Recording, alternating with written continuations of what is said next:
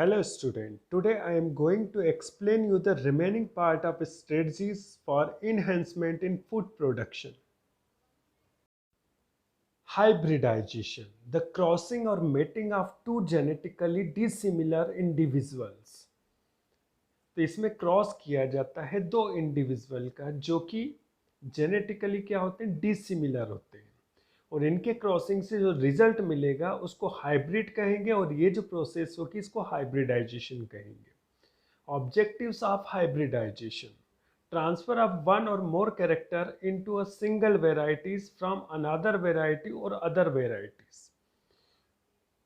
इसमें एक single variety को एक स्पीशीज से दूसरी स्पीशीज के अंदर ट्रांसफर किया जाता है। Second, to create the genetic variations, इस प्रोसेस के द्वारा जेनेटिक वेरिएशंस क्रिएट किए जाते हैं।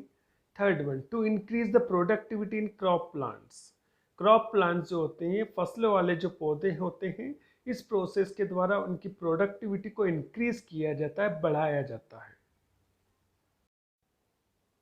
Procedure and technique of hybridization. First one, choice of parents. Choose only healthy parents. पहली जो स्टेप्स होती है उसमें ऐसे है पेरेंट्स को चूज किया जाता है जो हेल्दी होते हैं। Second step, culture and evaluation of parents, जो पेरेंट्स को चूज किया गया है उसका इवेल्यूएशन किया जाता है। अब देखा जाता है कि पेरेंट्स होमोजाइगस है या हेट्रोजाइगस है।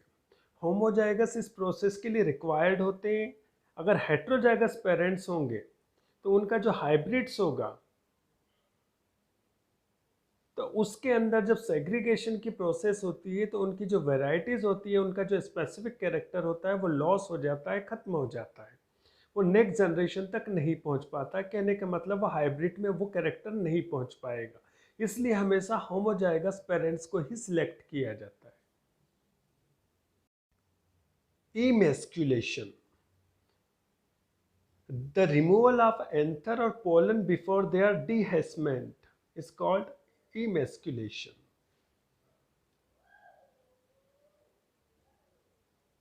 इसमें पोलन तथा एंथर को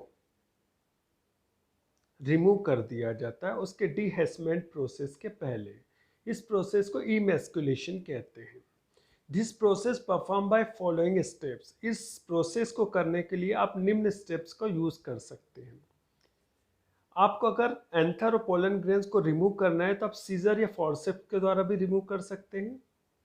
अगर हॉट वाटर जिनका टेम्परेचर होता है 45 डिग्री से 53 डिग्री सेल्सियस, तो उसका ट्रीटमेंट दिया जाता है तो भी एंथर या पोलन ग्रेन्स सेपरेट हो जाते हैं। Use of alcohol NaA spray induce the male sterility in the crop, अगर आप एल्कोहल का यूज़ करेंगे या NaA का स्प्रे का यूज़ करेंगे तो उस पर्टिकुलर क्रॉप प्लांट के अंदर मेल स्टेरिलिटी प्रोड्यूस होगी। It is called chemical emasculation. Bagging, after emasculation the flower और inflorescence are enclosed in a suitable bags to prevent random cross pollination। जब इमेस्कुलेशन की प्रोसेस कर दी जाती है उसके बाद जो फ्लावर और इन्फ्लोरेसेंस होते हैं उनको कवर कर दिया जाता है एक सुटेबल बेग्स के द्वारा, ताकि उसके अंदर कोई दूसरे पोलन ग्रेन्स आकर पोलिनेशन की प्रोसेस को परफॉर्म ना करें। इस प्रोसेस को बैगिंग कहते हैं। अब जो बैग होते हैं या तो पेपर के होते हैं, बटर पेपर के होते हैं, फाइन क्लॉथ के हो सकते हैं, प्लास्टिक के हो सकते हैं, पार्चमेंट मेम्ब्रेन के हो सकते हैं।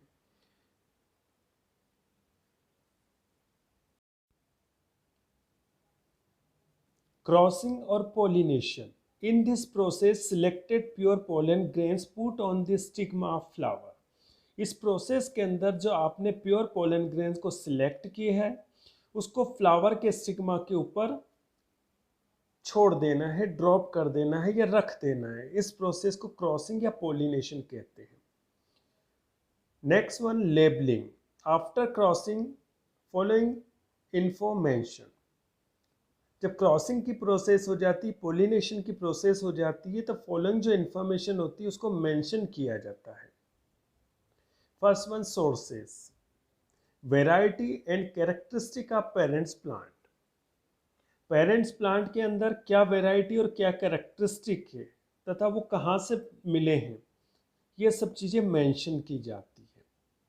Second, nature and date of emasculation, आपने किस डेट पर इमैस्कुलेशन किया था तथा किस प्रोसेस के द्वारा किया था, इसको भी मेंशन किया जाता है।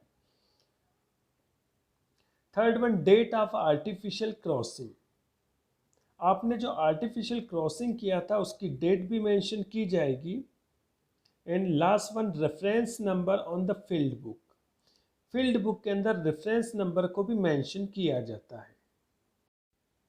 Harvesting and storing of F1 seeds, on maturity the seed which develops after crossing, crossing के बाद जो सीड डेवलप्ड हो जाते हैं उनको F1 सीड कहते हैं, जिनको हार्वेस्टेड किया जाता है, मतलब उनको खेतों के अंदर बोया जाता है तथा उनसे प्रोडक्शन लिया जाता है।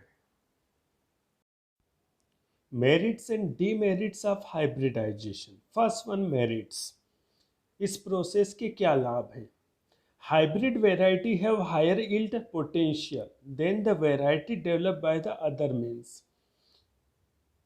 जो पेरेंट्स के अंदर जो वेराइटी होती है उसके कंपैरिजन में जो हाइब्रिड के अंदर वेराइटी होती है उनमें पोटेंशियल ज़्यादा होती है, जिससे प्रोडक्शन बहुत अधिक क्वांटिटी में होता है। Hybrid varieties are more uniform and attractive, hybrid की जो वेराइटी होती है वो ज़्यादा यूनिफॉर्म और अट्रैक्टिव होती है। Hybrid varieties can be easily developed in the both self and cross pollinated species, hybrid की जो वेराइटी है उसको आसानी से डेवलप किया जाता है या तो सेल्फ पॉलिनेशन के द्वारा या क्रॉस पॉलिनेशन के द्वारा। Next one, it is possible to reconstitute the hybrid with the similar genetic makeup, which is genetically impossible in cause of composite varieties and open pollinated varieties। इस process के द्वारा एक similar genetic makeup आप produce कर सकते हैं। Next one, demerits, seed produce after hybridization are costlier than the synthetics, इस process के द्वारा जो सीड प्रोड्यूस होंगे वो ज़्यादा महंगे होंगे।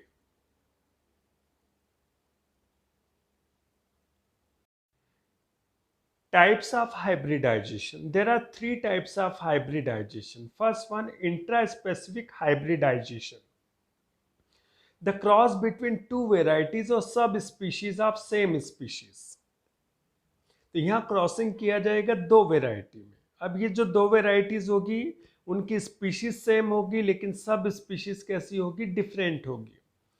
तो ऐसा जो क्रॉस होगा उसको इंट्रा स्पेसिफिक हाइब्रिडाइजेशन कहेंगे। Example, many varieties of rice, यहाँ देखेंगे एग्जाम्पल में राइस की बहुत सारी वेराइटीज जिसको डेवलप्ड किया गया है क्रॉसिंग 2 सब स्पीशीज ऑफ राइस, जिसको राइस की 2 सब स्पीशीज को क्रॉस करके डेवलप्ड किया गया है। Oryza sativa and indica, Oryza sativa and Oryza indica, इन दोनों को जब क्रॉस करवाया तो उससे क्या मिला, ओराइजा सटाइवा जेपनिका।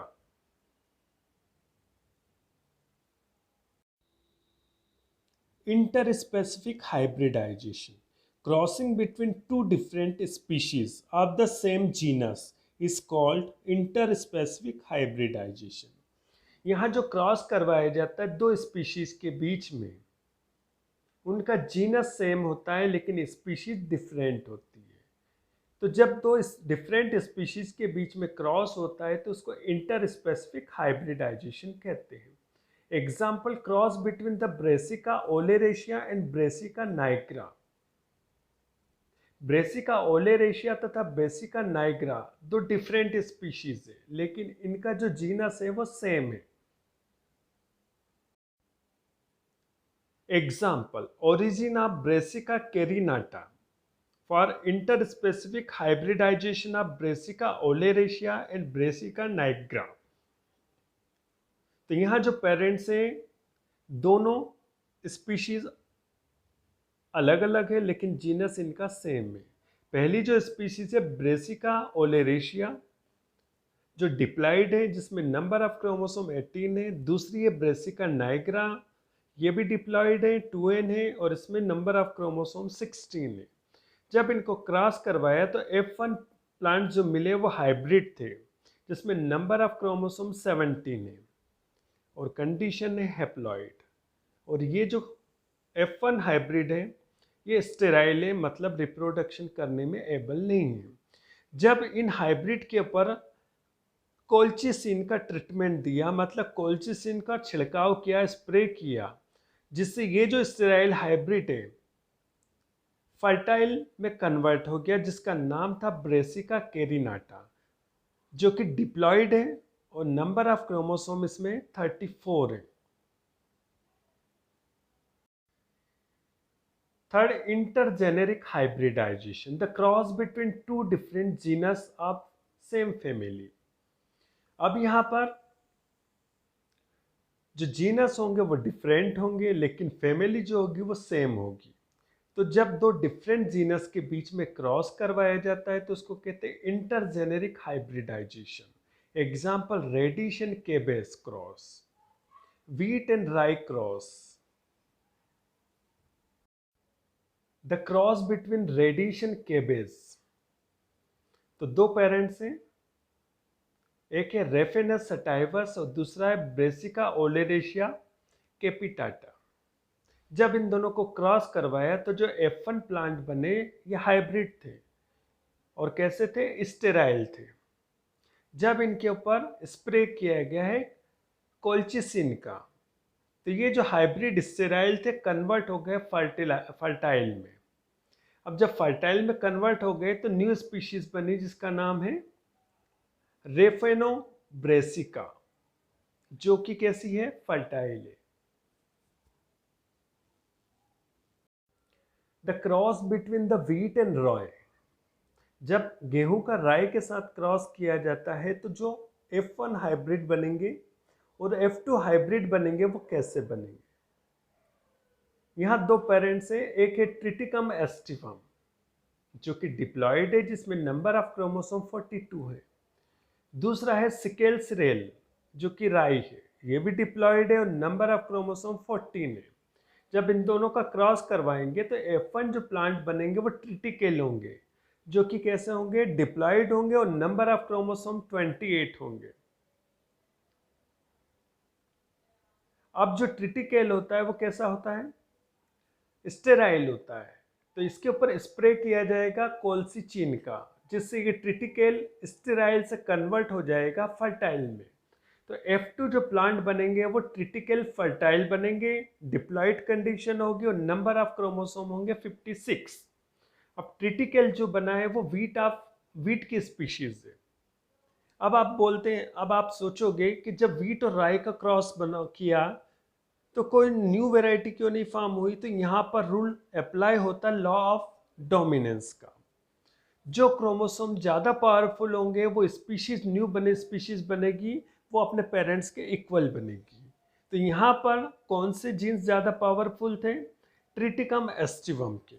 तो जो स्पीशीज फॉर्म हुई F2 जनरेशन में वो ट्रिटिकल बनी, मतलब व्हीट बनी। Mutation breeding, mutation is a sudden heritable changes in a characteristic of an organism. किसी ऑर्गेनिज्म में सडनली हेरिटेबल जो चेंजेस होते हैं उसको म्यूटेशन कहते हैं।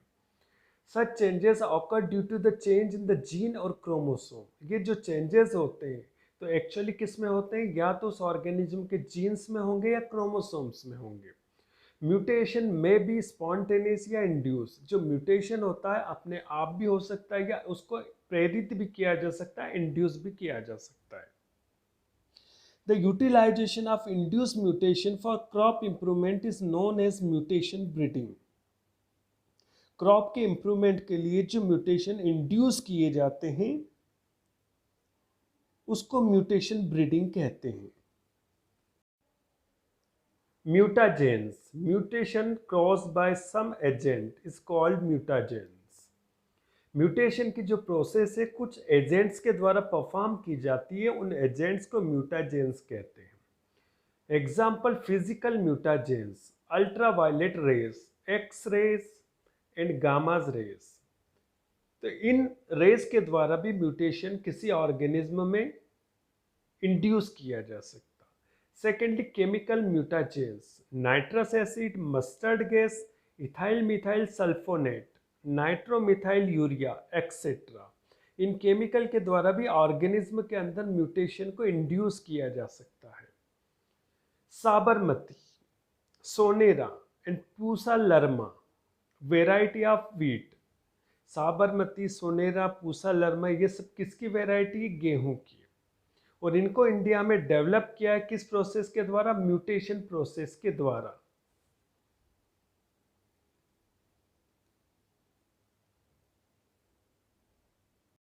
Polyploidy breeding. If an organism contains more than two sets of chromosomes, is called polyploid, and this situation is known as polyploidy. यदि किसी ऑर्गेनिज्म में क्रोमोसोम्स के दो से ज़्यादा सेट्स हैं तो ऐसे ऑर्गेनिज्म को पोलीप्लॉइड कहेंगे तथा इस सिचुएशन को पोलीप्लॉइडी कहते हैं। There are two types of polyploidy. Autopolyploidy, if organism contain more sets of chromosomes is called ऑटोपोलीप्लॉइडी।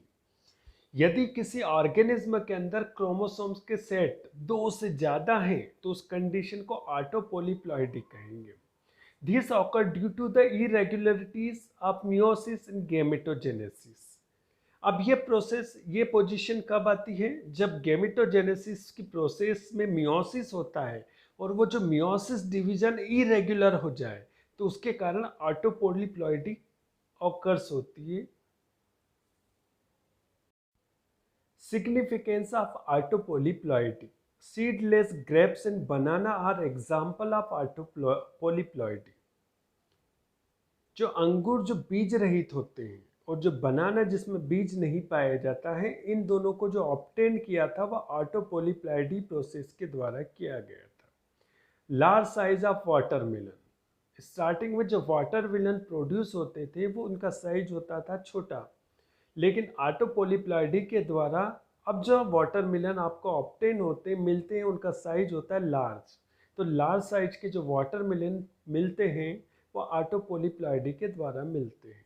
Second, allopolyploidy, extra chromosomal set in the plant species come from the another species. यहाँ भी number of chromosomes के जो set होते हैं extra होते हैं, लेकिन ये आते कहाँ से? दूसरी स्पीशीज से। तो जब कोई क्रोमोसोम्स एक स्पीशीज से दूसरी स्पीशीज में जाता है और उस स्पीशीज के जो नंबर ऑफ क्रोमोसोम्स के सेट है वो इंक्रीज हो जाते हैं तो उस कंडीशन को एलोपोलीप्लॉइडी कहते हैं। The cross between the species of Brassica, Brassica की स्पीशीज में जब क्रॉस किया जाता है तो उससे कौन से हाइब्रिड प्रोड्यूस होंगे? तो यहाँ तीन स्पीशीज है। पहली है ब्रेसिका कंपेस्ट्रिस, डिप्लॉयड है, नंबर ऑफ क्रोमोसोम 20 है। दूसरी जो स्पीशीज है ब्रेसिका नाइग्रा, डिप्लॉयड है जिसमें नंबर ऑफ क्रोमोसोम 16 है। और थर्ड जो है ब्रेसिका ओलेरेशिया, डिप्लॉयड है जिसमें नंबर ऑफ क्रोमोसोम 18 है।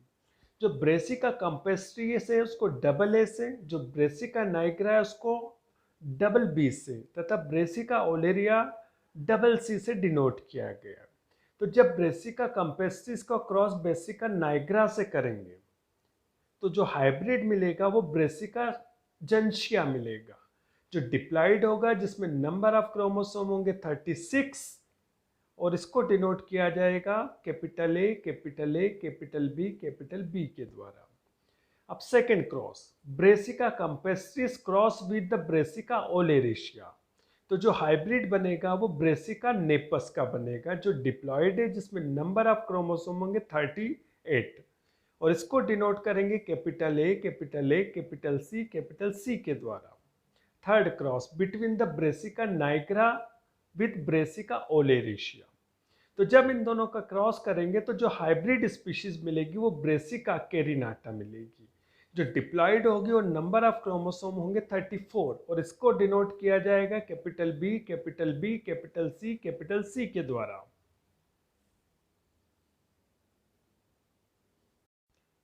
Origin of modern bread wheat, जो मॉडर्न ब्रेड व्हीट है इसका ओरिजिन कैसे हुआ वो देखेंगे।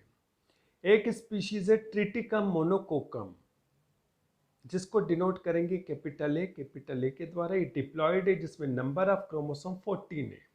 दूसरी स्पीशीज है एजियोलोप्स स्पेल्टोइडिस, जिसको डिनोट किया जाता है कैपिटल बी से। डिप्लॉयड है, नंबर ऑफ क्रोमोसोम 14 है। पहली जो स्पीशीज है ट्रिटिकम मोनोकोकम वो वीट की स्पीशीज है। दूसरी स्पीशीज जो है वो एजियोलोप्स स्पेल्टोइडिस जो है वो गोट ग्रास की, जो बकरी घास चरती है उसकी स्पीशीज है। जब इन दोनों के बीच में क्रॉस करेंगे तो जो हाइब्रिड बनेगा वो ए तथा बी बनेगा। इसको F1 हाइब्रिड कहेंगे, जो कि स्टेराइल होगा। अब इसके ऊपर किसका स्प्रे करेंगे आप? कोल्सिचिन का, जिससे नंबर ऑफ क्रोमोसोम क्या हो जाएंगे? डबल हो जाएंगे। अब जब नंबर ऑफ क्रोमोसोम डबल हो जाएंगे तो क्रोमोसोम कितने होंगे? 28। और जो स्पीशीज बनेगी कैपिटल बी, जिसका नाम होगा ट्रिटिकम टर्जिडम, जो कि फर्टाइल होगी। अब ट्रिटिकम टर्जिडम का क्रॉस करवाएंगे एजियोलोप्स स्क्वेरोसा। तो ट्रिटिकम जो टर्जिडम है इसको डिनोट करेंगे कैपिटल बी, तथा एजियोलोप्स स्क्वेरोसा जो होगा इसको डिनोट करेंगे कैपिटल डी के द्वारा। जो एजियोलोप्स स्क्वेरोसा होगी वो डिप्लॉयड होगी, जिसमें नंबर ऑफ क्रोमोसोम होंगे 14। और ट्रिटिकम टर्जिडम के अंदर नंबर ऑफ क्रोमोसोम होते हैं 28। जब इनका क्रॉस करेंगे तो स्पीशीज मिलेगी आपको ABD, और ये जो मिलेगा वो हाइब्रिड मिलेगा, लेकिन इसके अंदर जो नंबर ऑफ क्रोमोसोम होंगे वो कैसे होंगे? हैप्लॉइड कंडीशन में, मतलब ये स्टेराइल होगा। जब इसके क्रोमोसोम्स को डबल किया जाएगा, मतलब इसके ऊपर कोल्सिचिन का स्प्रे किया जाएगा, तो इसके नंबर ऑफ क्रोमोसोम कैसे हो जाएंगे? डबल हो जाएंगे। और जो स्पीशीज बनेगी वो क्या बनेगी? कैपिटल डी, जिसको कहते हैं ट्रिटिकम एस्टिवम। जो ट्रिटिकम एस्टिवम होती है वो मॉडर्न ब्रेड वीट होती है। जो एट प्रेजेंट में आप वीट की जो स्पीशीज यूज करते हैं वही ट्रिटिकम एस्टिवम है। सम इम्प्रूव्ड वेराइटी ऑफ वीट। अब यहाँ देखेंगे वीट की बहुत सारी वेराइटीज हैं जिसको इम्प्रूव किया गया है।